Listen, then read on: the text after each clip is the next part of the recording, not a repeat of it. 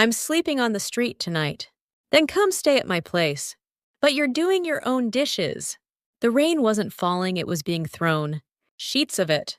The kind that turns Hannam-dong into something that smells like wet asphalt and money.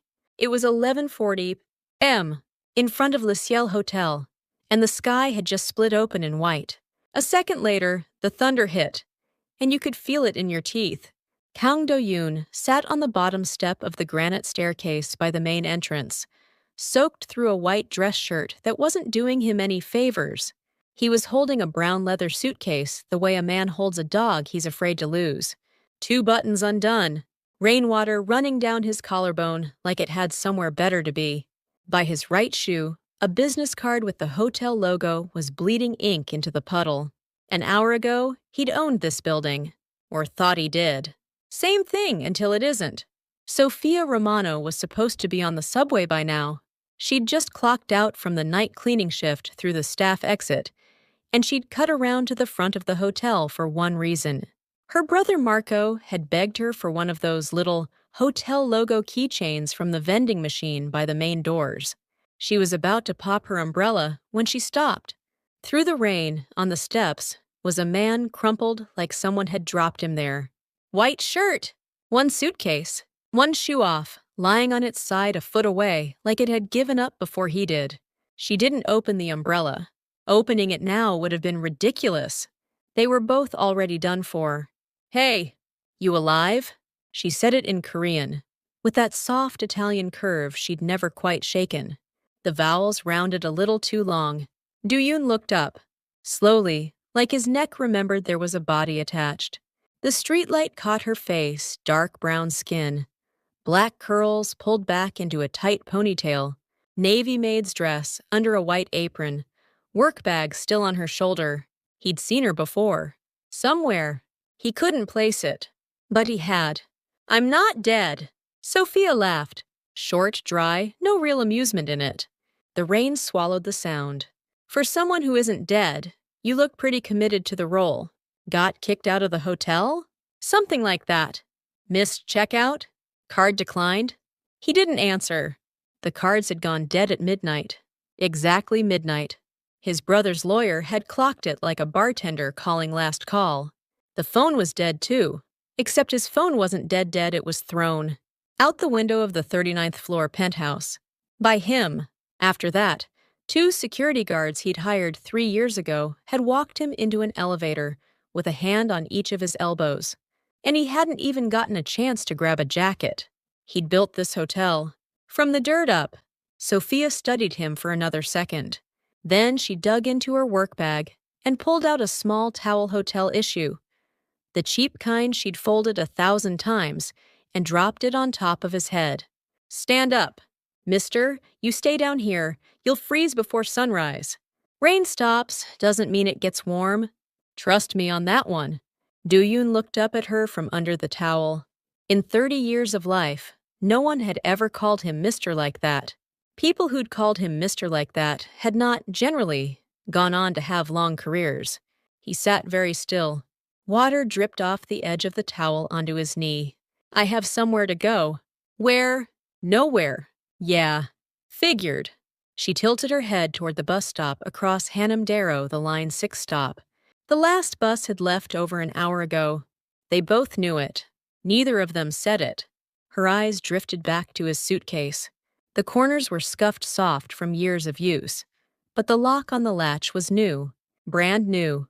Whatever was inside that thing, he'd treated it better than he'd treated his own apartment. "My place is in Hannam-dong. Rooftop unit. Small. Cold. But it's got a roof on it. Why are you taking me with you?" "I don't know. Just." That was the word. Just. In Korean. 그냥요, her favorite word in the language. The whole reason she'd survived 16 years here. Just was the word that didn't ask you for a reason. She'd been in Seoul since she was 12, and every time someone asked why she stayed, she said the same thing. Just. That night, on those steps, it was the same answer for the same reason. She didn't know. She just felt like she should. He stood up. It took longer than it should have. His knees creaked like a chair in a quiet room. He took the suitcase handle and something inside the suitcase made a soft clinking sound, metal on metal. Sofia heard it. She didn't ask. They walked.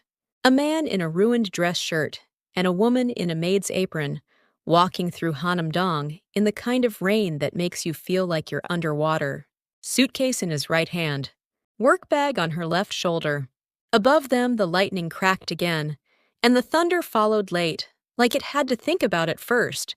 The hotel to Hannam-dong was 15 minutes by cab, 40 on foot. They walked. One of them was saving cab fare. The other one didn't have a phone to call one with. Sofia talked while they walked. She hadn't planned to. The silence got too heavy. My name's Sofia Romano. Mom's Korean. Dad was Italian. We lived in Naples till I was 12. My dad died, so we came here. Mom runs a laundromat in Hannam-dong. My little brother Marco, he's 11. He's good at math. He's also good at swearing in Korean. I taught him. Do-yoon listened. Said nothing. Through the rain, her voice shook a little. Not from the cold. She was nervous, actually. She'd never brought a stranger home before, especially not one she'd picked up off a hotel staircase like a stray. She thought, I've lost my mind. And then she thought, no, I haven't. Some things your head doesn't decide. Other parts of you decide them. What's your name? Kang. Kang what? Just Kang. It's easier. She glanced at him, the face of a man lying badly, but she didn't push. A man hiding his name in the rain has reasons for it. She knew that much. 16 years in Korea had taught her that, if nothing else. At the end of a Hannam-dong alley, there was a steep flight of stairs. 42 of them. The last 5 turned to ice the second they got wet. Do-yoon slipped once. Sofia didn't catch him. She figured catching him would embarrass him more than slipping. He found his footing and kept going.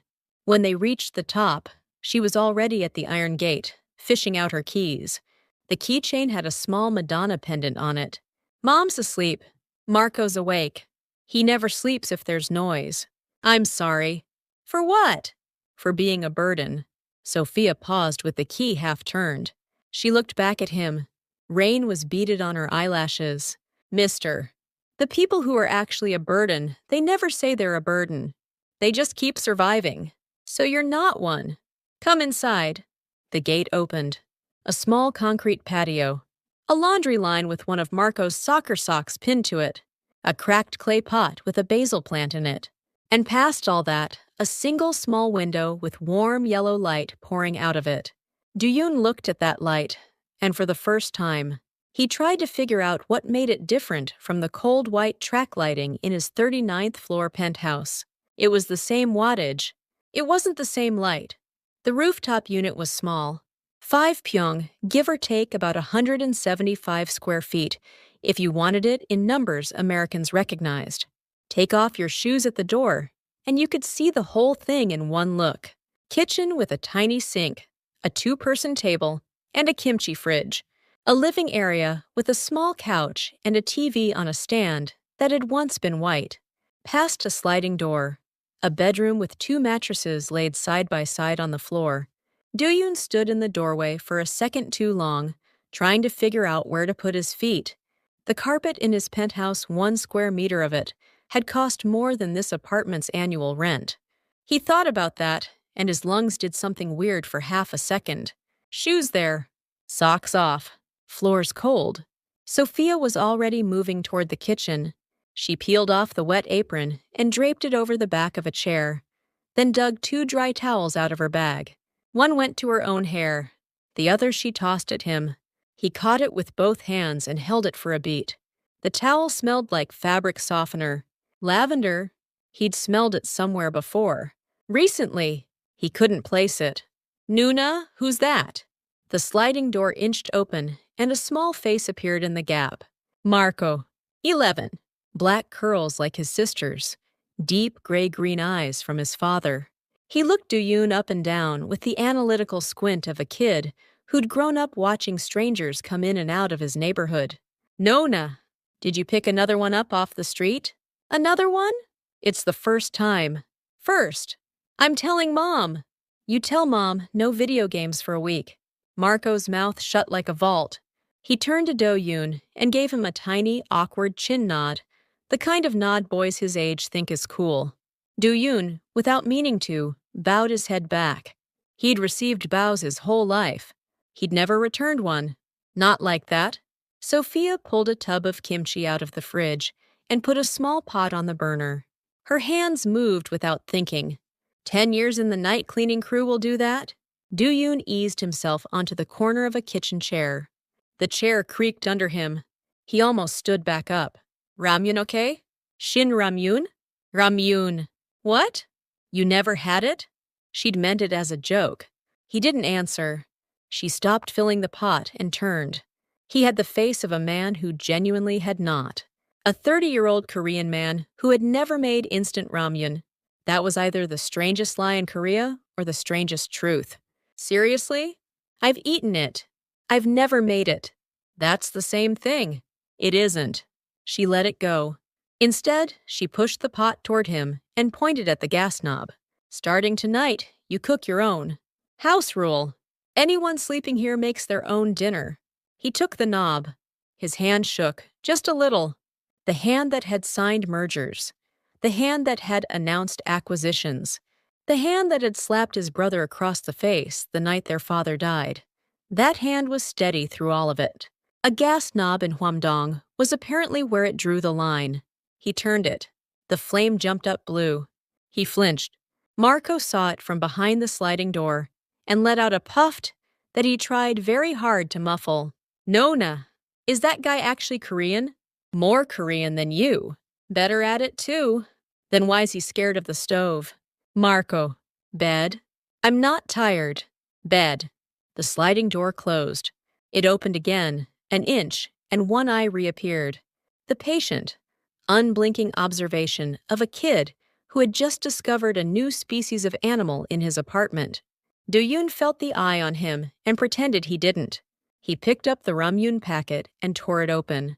The noodle brick split clean in half. He opened the powder packet. Red dust on his fingertips. He looked at it for a second too long. The most common powder in his life had been Mojave desert-grade cocaine at a backer's birthday party in 2019. Not Shin Ramyun seasoning. The water started boiling. He dumped in the noodles, then the powder, then the dried vegetables. The broth bloomed red. Steam came up off it like something coming back to life. He looked at the steam for a long time. A simple, stupid kind of proof that he was still here. Want an egg in it? She pulled one out of the fridge and held it up. I haven't done that before either. Then do it now. You know how to crack one? I do. I've watched a chef make tamagoyaki. Watching and doing also not the same thing. She put the egg in his palm. He tapped it on the edge of the table. Too gentle. Nothing. Tapped again. Too hard. The egg disintegrated in his hand. Yolk went everywhere the table, his sleeve, between his thumb and forefinger. He stared at the wreckage. Marco lost it. Full body laugh from behind the door. The kind that bends you in half. Sofia bit the inside of her cheek. Then she gave up and laughed too. Quietly. Just once. Do-yoon's face didn't move. And then, slowly, a corner of his mouth went up. Just a corner. An hour ago, a man in a soaked white shirt had been sitting in a thunderstorm in front of his own hotel, watching everything he'd built get taken from him. Now the same man was sitting at a Hannam-dong kitchen table, laughing at a broken egg. Life sometimes did that to you. Inside an hour. Santier. Maid. Do-yoon was at the kitchen table, looking at Marco's homework. Math. Fraction division. Marco had given up on it 2 hours ago and gone to bed mad about it. Do-yoon picked up the pencil and started working through the problems. His handwriting was clean engineer's handwriting, though Sofia wouldn't have known that. He wrote out the steps in small, neat lines next to the answers. Marco propped himself up on the mattress past the sliding door and squinted at the page. Mister, you good at math? A little. That's not a little. That's a lot. I was decent in school. Nuna couldn't do this part. She said she didn't get the lessons. She didn't go to academy. Sofia at the sink paused. Just for a second. Her shoulders dropped, then came back up. Do-yoon saw it. He pretended he didn't. Some kinds of embarrassment hurt less when no one acknowledges they happened. Laundry started around 200. Maid. The roof had a small drying rack, but the rain had ruled it out. Sofia set up the rack indoors and dragged over the laundry basket. Do-yoon helped. He didn't know how to fold a shirt. He had literally never done it. His own closet had been restocked every morning by a housekeeper who took the dirty clothes away every night. He had no idea how clothes got from the floor to the hanger. He'd never thought about it once. Like this. She demonstrated. One of Marco's t-shirts. Sleeves tucked in. Fold up from the bottom, fold again. Fast. Clean. Done in 2 seconds. Try. He picked up the next shirt. Sleeves in. Crooked. Refolded. Still crooked. Third try got him something that approximated a folded shirt. He held it up in front of him for a long moment. It was the first thing he'd ever made with his own 2 hands. He thought about that. He'd built Le Ciel Hotel, 21 buildings, 1,200 rooms, 3,400 employees. He'd never folded a t-shirt straight. Sofia took the shirt from him, looked at it, and said quietly, "Mister, your hands are too soft."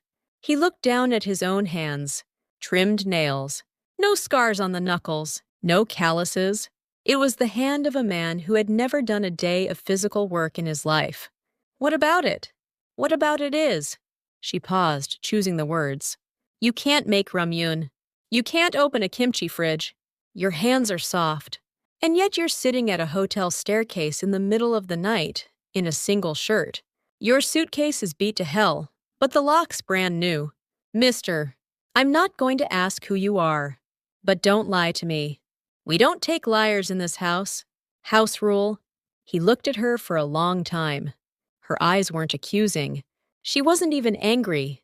She was just stating facts, the way a doctor reads a chart. He nodded slowly. Understood. Your name? Real one. Kang Do-yoon. She rolled the name around in her mouth. Kang Do-yoon. She'd heard it somewhere. Couldn't place it. She let it go. Letting it go was the kindest thing she could give him. So she gave it. At the same hour, in the 39th floor penthouse of Le Ciel Hotel, Kang Min-ho was standing at the window with his back to the room. Min-ho was Do-yoon's older half-brother. 5 years older. Same father, different mother. He'd spent his whole life convinced he'd been living in his younger brother's shadow.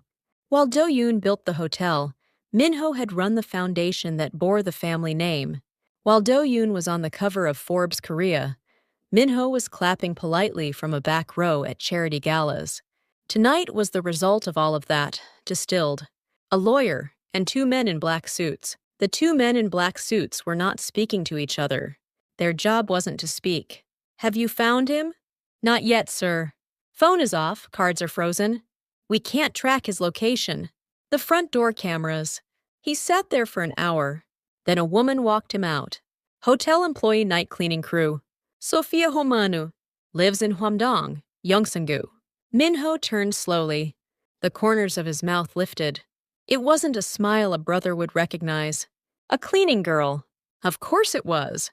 He took a step toward the men in black. The suitcase. There's a USB inside it. That's what I want. Break the suitcase open if you have to. Bring the whole thing if it's faster. As for the man, he paused. Just half a beat.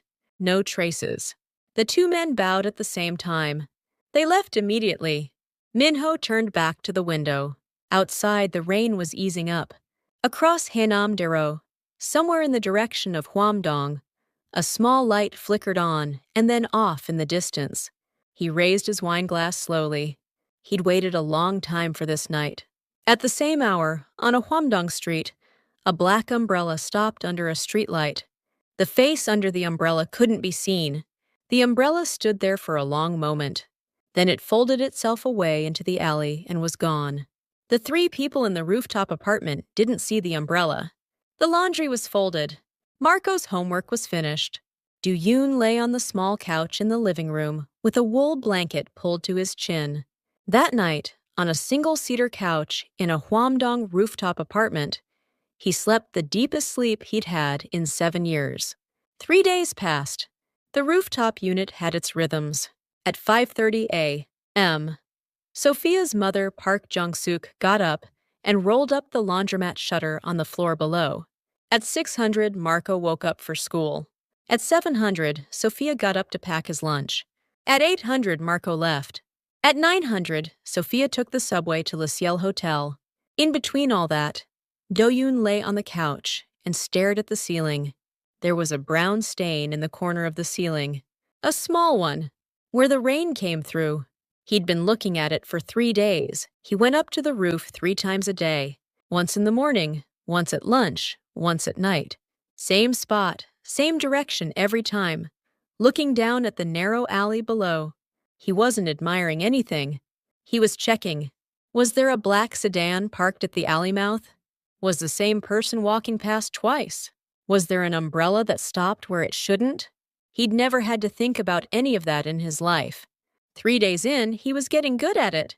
On the 4th morning, Park Jung-suk spoke to him for the first time. She was a small woman, round-faced, with hands like old leather. 23 years of running a laundromat will do that to a pair of hands. She set him down at the kitchen table with a bowl of rice and a bowl of kimchi stew. Eat.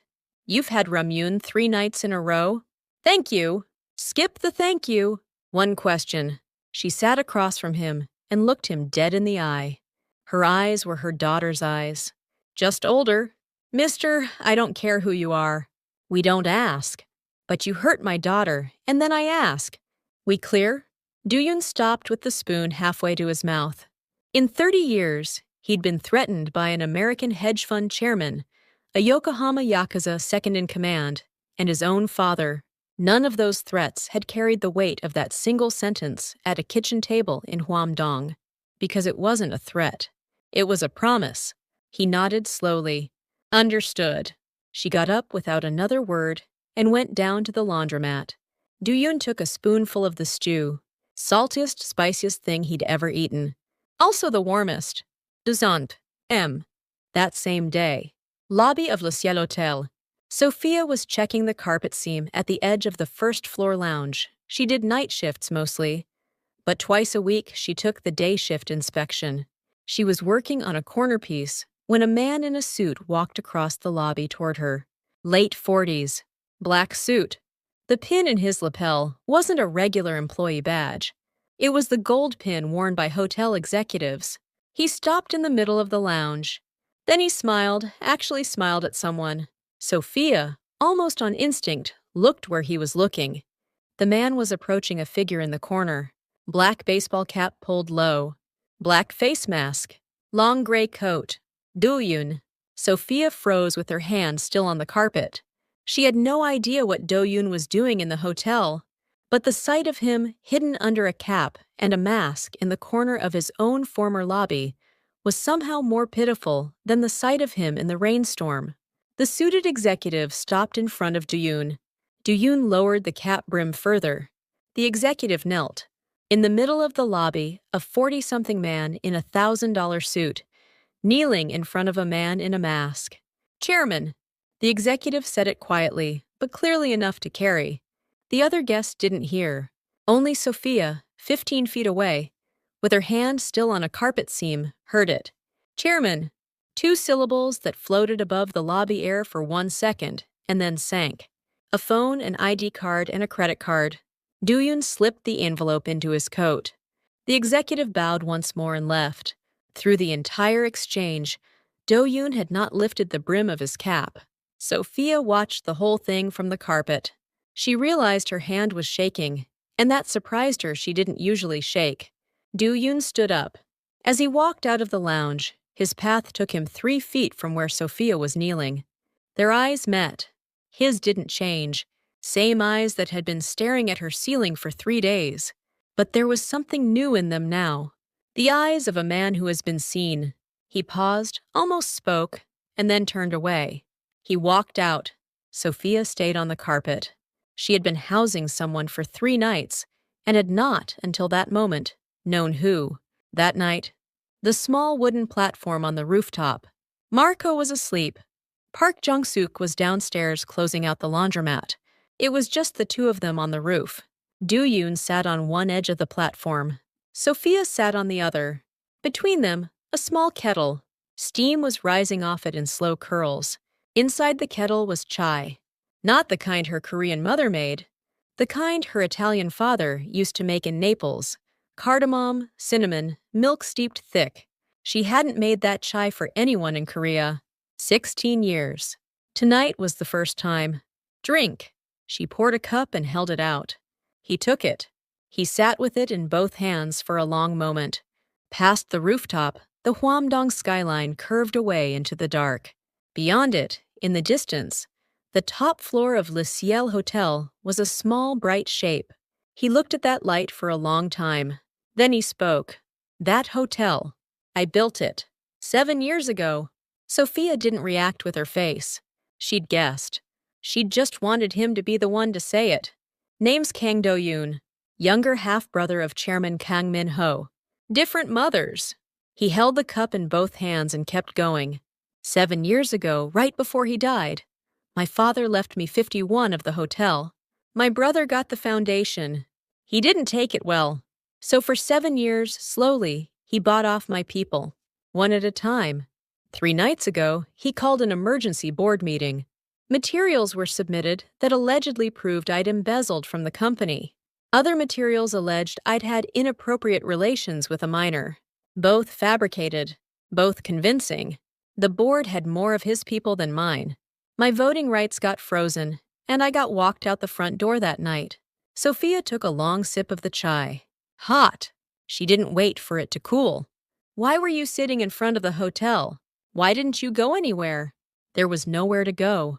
He cut my phone, my cards, my car, my driver, and my secretary inside an hour. 7 years of preparation. I sat at the front of the hotel for an hour because I was afraid someone would recognize me and try to take the suitcase. What's in the suitcase? 1 USB. Records of the bribes he paid over 7 years. Originals of some of the fabricated materials, before they were doctored. With this, I can take him down, which is why he's looking for it. Quietly. Quietly. She held that word for a beat. She knew what it meant. When her mother first came to Korea, one of the laundromat regulars had disappeared like that. Quietly. It was the word she was most afraid of in any language. So you came to my place, and now you're going to make us quiet too. I'm sorry. Don't be sorry. She put the cup down. Her hand wasn't shaking. That was the scary part. She wasn't afraid. She was angry. Why didn't you tell me up front? We're more in danger because we don't know. You wouldn't have taken me in. I'd have taken you in and known. If you hadn't taken me in, I really had nowhere to go. He set the cup down. His hand twitched once on the wooden platform. It was a tremor he had spent his entire adult life refusing to admit to. The tremor of a man finally admitting out loud that he had once been alone. Sofia saw the hand.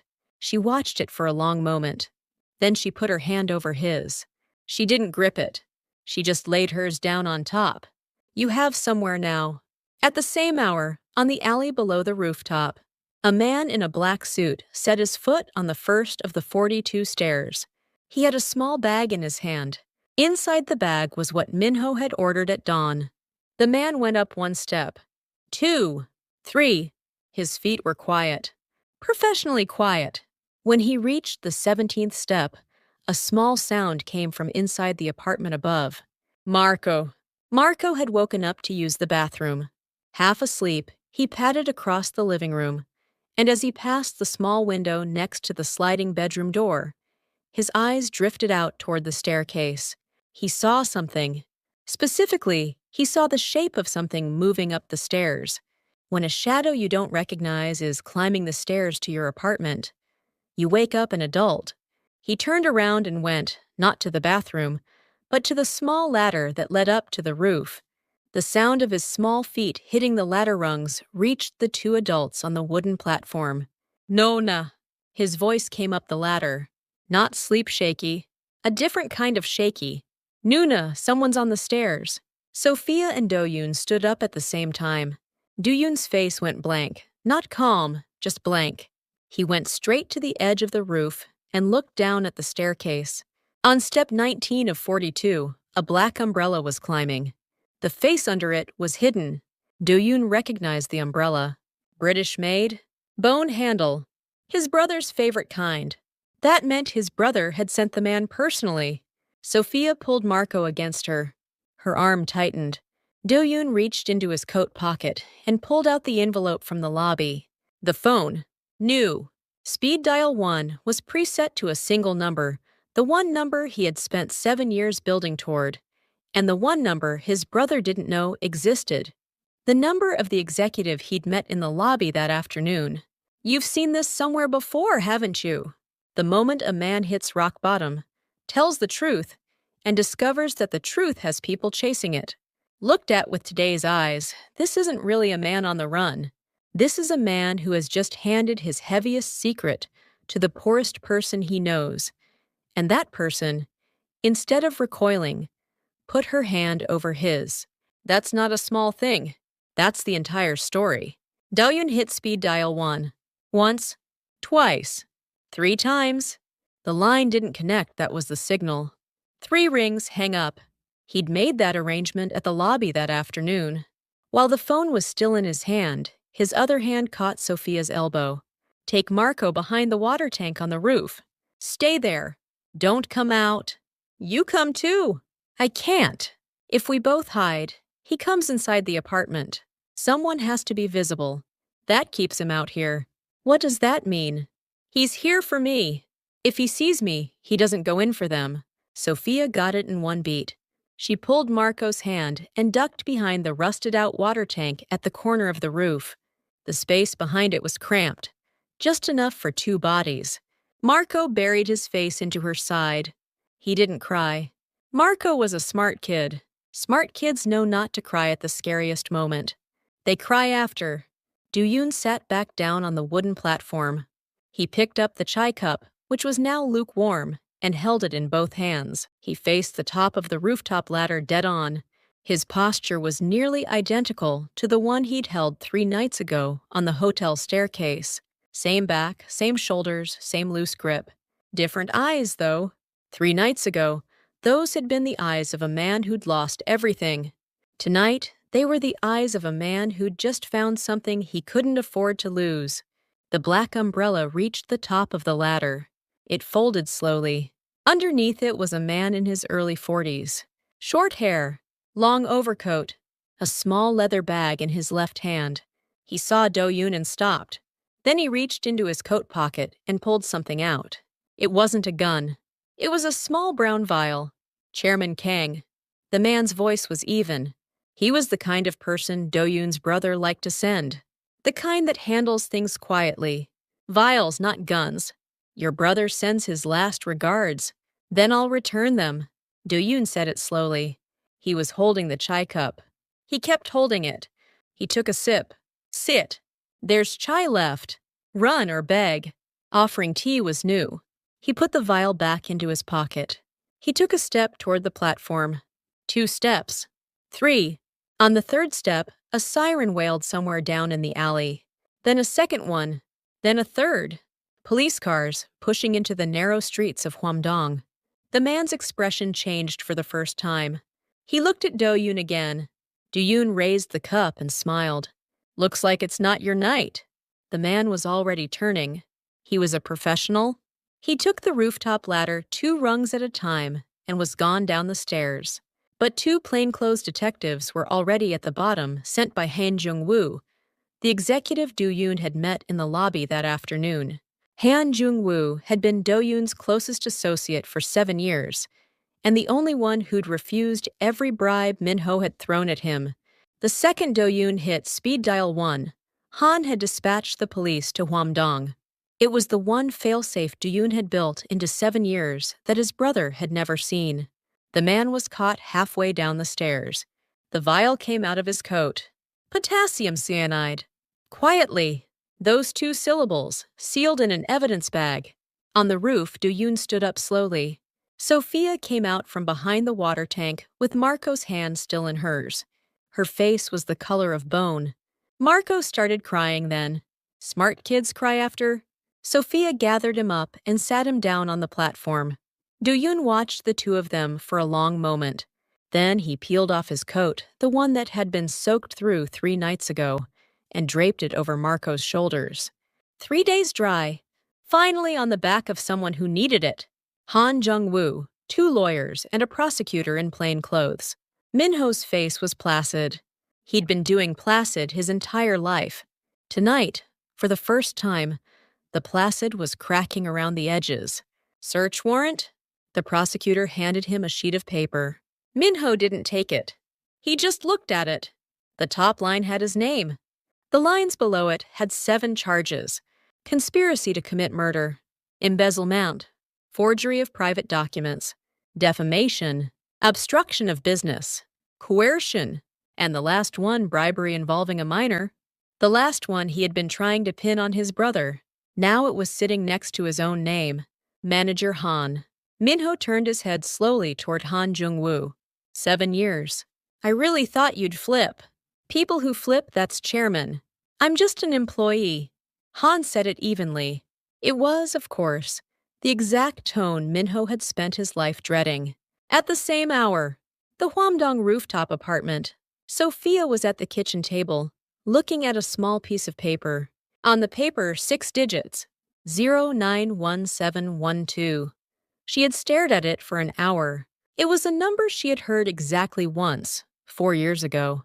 2 years into her job as a lessiel cleaner, back when she was assigned to the penthouse. She'd been wiping down the inside corner of the master closet when Do-yoon came home earlier than usual. He hadn't known she was in there. She heard him cross the bedroom, slide a small framed picture aside on the wall, and punch numbers into a keypad. 2, 6 tones. She didn't see it. She only heard it. Riding the line 6 home that night, she'd wondered for about 3 minutes what the number meant. Then she'd dropped it. It wasn't her business. The first rule of being a hotel cleaner is forgetting things that aren't your business. She'd thought she'd forgotten. Turns out the brain doesn't forget, especially the morning after someone makes you chai. Do-yoon walked into the kitchen. Yesterday's clothes were gone. He was wearing an old gray sweater that had belonged to Marco's father. Park Jung-suk had pulled it out for him. The sleeves were a little short. He sat down at the table. Sofia pushed the paper across to him. That's the master bedroom safe combo, right? His face went still. How do you know that? Heard you punch it in. 2 years ago. Was inside the closet. You remembered for 2 years. I forgot. Until last night. Sofia kept her voice even.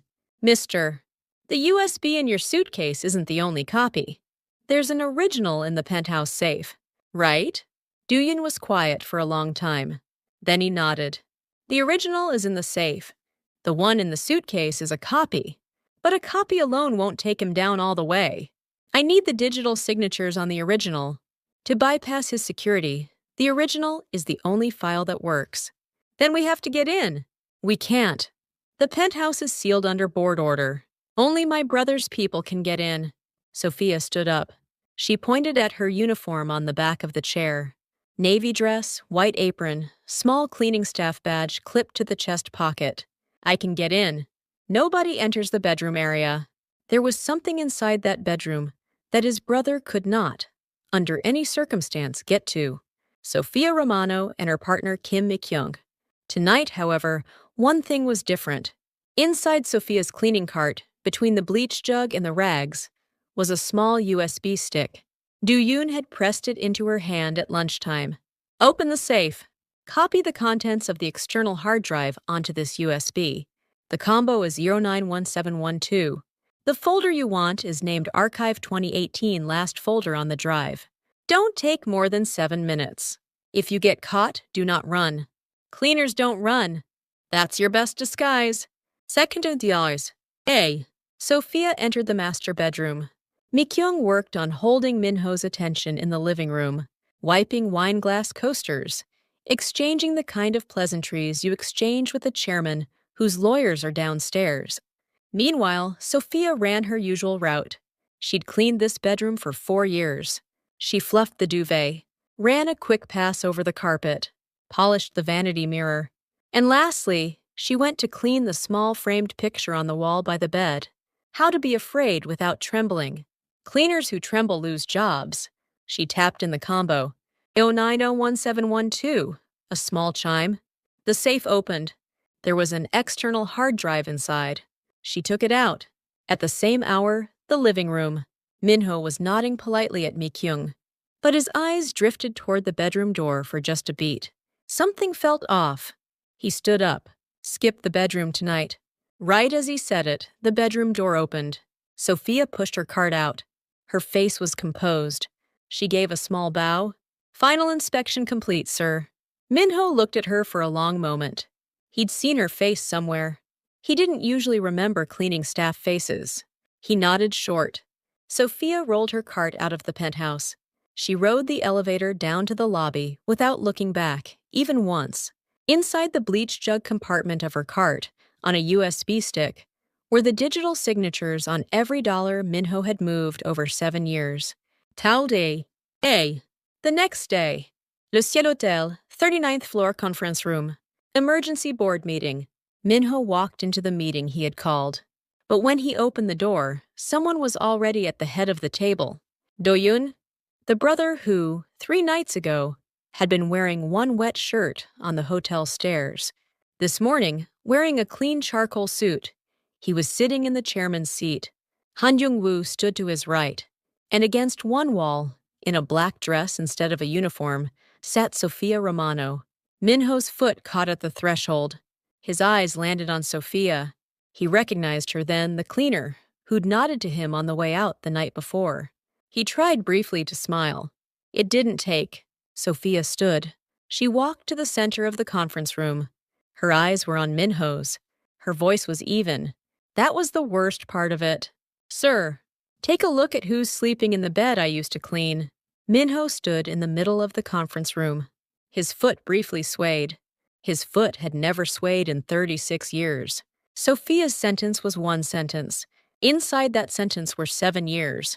The 4 years she'd cleaned that bedroom, the duvet she'd changed, the vanity she'd wiped down, the combo she'd overheard, the safe she'd opened the night before. Every digital signature she'd carried out of that penthouse in a bleach jug compartment. And the question of who that bed really belonged to. Minho understood it in one breath. The other board members didn't understand the sentence, but they saw Minho's face when he heard it. That was enough. Han Jung-woo turned on the conference room monitor. Digital signatures on the hard drive populated the screen. Then, line by line, the 7-year record of every bribe Minho had ever paid started scrolling. The board members' faces hardened, line by line, in real time. Minho went down right there. For the first time in his life, he was on his knees in front of someone.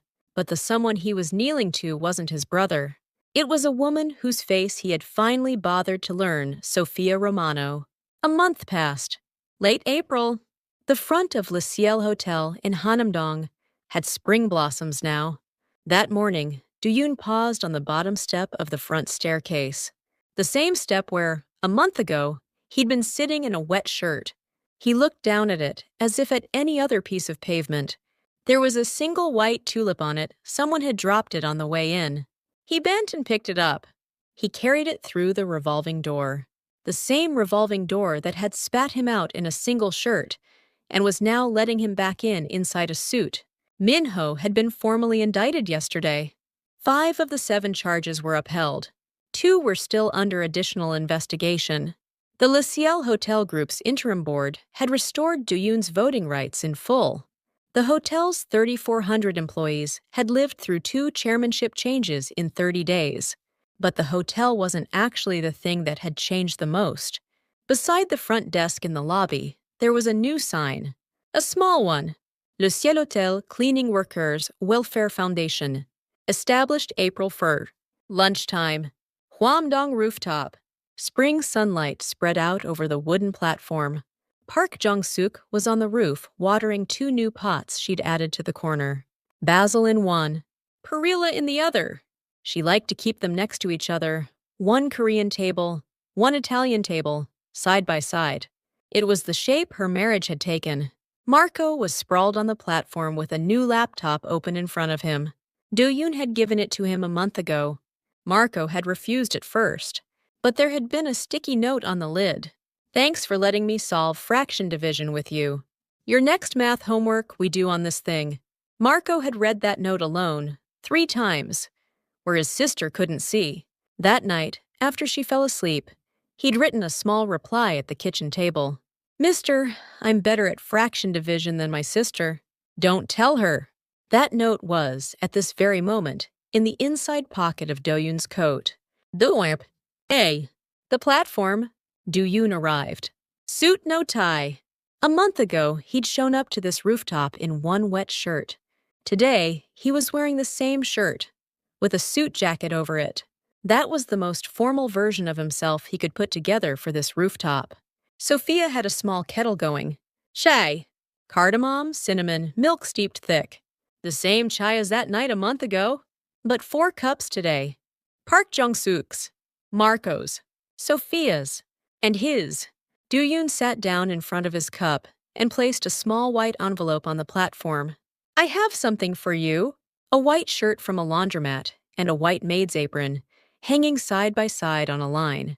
Park Jung-suk paused mid-pour and went very still. That drawing was the view from her shop, 23 years' worth. I founded a Cleaning Workers Welfare Foundation a month ago, Do-yoon said slowly. 4.8 billion won, around $3.6 million. Cleaning workers, laundromat owners, hotel maids, and most importantly, scholarship support for households where a minor is the head of family. Those are the priorities. Park Jung-suk's hand tightened around her chai cup. She didn't say anything. Her eyes drifted somewhere past the platform for a beat. The marriage? The 16 years after her husband died. The hand that had rolled up that laundromat shutter at 5:30 every morning. All of it folded into one drawing on an envelope. He pushed the envelope toward Sofia. I came to ask you to be the chairperson of the board. Sofia looked at the envelope for a long moment. She didn't open it. She looked at him instead. Mister, I thought you came up here to propose. He paused, then answered honestly, both. But I was going to wait on the proposal. Why? I'm not qualified yet. Qualified for what? A month ago, I was a man with nowhere to go. The night you took me in, you took in a man with nowhere to go. A month later, I'm a man with too many places to go. That's not a position I'm allowed to propose from. What position lets you propose? He paused for a while. He set the envelope down on the platform and held the cup with both hands. If you take the chairperson role, I'll know. That's a position higher than the chairman's office of this hotel, at least to me. If you sit there, I work under you. Then, once we've been equal at least once, then I can ask. Properly. Sofia listened to all of it. Then, slowly, she opened the envelope. Inside was a single appointment letter. Her name on the top line, Sofia Homanu. Below it, one handwritten line. The chai you made me that was worth a building. She read that line, and for the first time on that platform, she smiled, small. Mister, yes. From now on, you work for me. You don't like it, you can quit. Do-yoon, on the platform, lifted a corner of his mouth. A month ago, on the steps of the hotel, in a soaked white shirt, he'd heard a stranger crack a ridiculous joke. A month later, in a clean suit, he was hearing an even more ridiculous joke. Difference being the first joke had brought him to a rooftop. This one was keeping him there. Honored, Madam Chairperson. Park Jung-suk laughed for the first time on that platform. Small. Marco lifted his head from the laptop, looked between them, and said something deeply Korean for an 11-year-old. Nuna, this is more embarrassing than a wedding. Sofia thwacked him gently on the back. The spring sun came back over the platform. One more pass. Sittinst. The rooftop. Park Jung-suk had gone downstairs to close the laundromat. Marco had gone to academy. Just the two of them on the platform. A month ago, they'd sat on opposite ends of the wood. Tonight, they sat on the same side. Distance worked like that. One side per month. The sun was tipping down toward Hannam-dong. The top floor of Le Ciel Hotel caught one last glint of light. Do-yoon watched it. He'd seen that same light from inside the building, every evening, for years. The light from the rooftop was a different color. Same light, Different color. Mister. Yes. Different from up there, isn't it? Different. How? He thought about it, then answered slowly. From up there, the light was something I made. From here, the light is someone shining one on me. Sophia listened. Then she put her hand on his the way she had a month ago on the platform. But this time, instead of just laying it there, she took it. Tuir. A. The small living room. They were on opposite ends of the same couch, where a month ago, Do-yoon had slept under a wool blanket. Marco had come back from academy and was breathing softly through the sliding door, asleep. Park Jung-suk was downstairs handling her last laundromat customer. The rooftop unit kept its rhythms. One thing was different. A month ago, Do-yoon had been a man with nowhere to go. Tonight, he was going back to the hotel, but he was leaving more behind here than he was taking with him. Mr. Yes. One promise. Anything. The proposal. Don't take too long. My mom keeps asking. He laughed at that. A soft, slow laugh. The kind he had only ever learned in a Hannam-dong rooftop unit. The kind he had never once produced in a 39th floor penthouse. The kind two people make next to each other for no good reason. I'll take it as my first house rule. Madam Chairperson. A month ago, a man in one shirt. A month later, a man in one suit, sitting back on the same wooden platform. The thing that brought him to the rooftop was the rain and the thunder. The thing that kept him there was a cup of chae, a bowl of Ramyun, one broken egg, and one woman's just because. Real love doesn't start at the top of a penthouse. It starts on the level ground of a rooftop. He was just figuring that out. Just because. The most decisive hand in your whole life is rarely going to come from the most impressive place. It usually comes from the most ordinary place, for the most ordinary reason. And we usually figure that out only after the fact. And then there's the question of love. Real love doesn't start in places where you have to prove yourself. The minute Do-yoon delayed his proposal and said once we've been equal at least once, Sofia started quietly to love him. We see each other most clearly not when one person is at the top of their game, but when one person is honest about the gap between who they are and who they think they should be. Love that crosses class, race, and origin isn't a fantasy. It's what happens when one person sets down everything that was placing them above someone else and tries, just once, to sit on the same wooden platform.